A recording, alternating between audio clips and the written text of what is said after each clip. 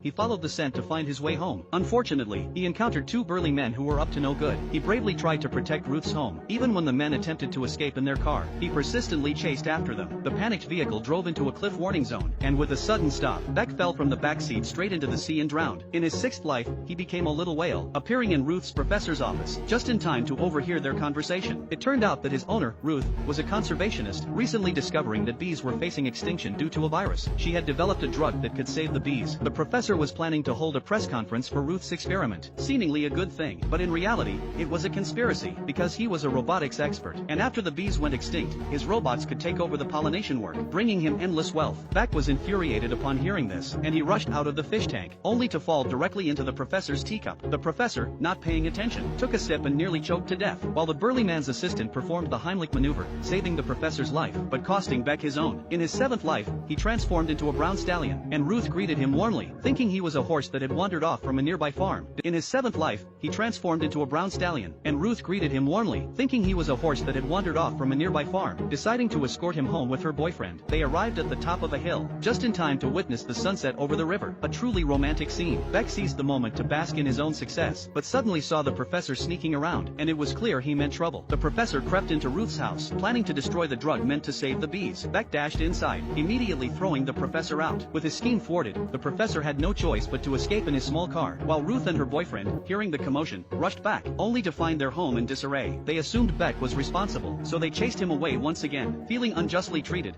Beck became despondent, arriving in heaven, lamenting how no one wasted life like he did. He didn't want to cause more trouble for his owner. An angel advised Beck not to lose heart, reminding him that if he truly cared for his owner, he shouldn't worry about the process. Besides, Ruth needed his help now more than ever. Beck was resurrected once again, this time as a bee in Ruth's experimental box. At this moment, Ruth was invited to a scientific conference, ready to present her findings in public.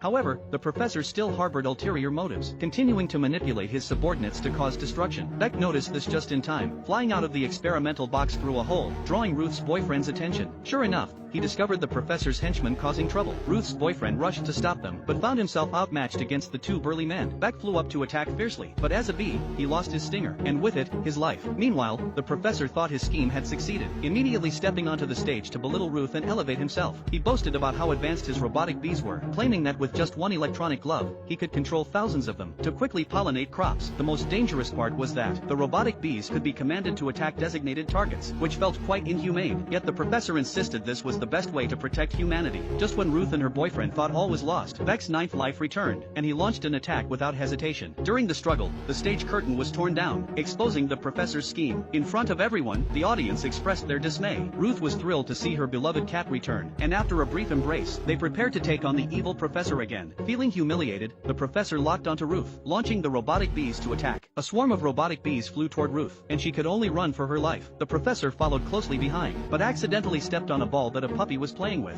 falling headlong into a flower bed, with his backside covered in pollen. A few robotic bees detected the strong scent of pollen, and immediately launched an attack.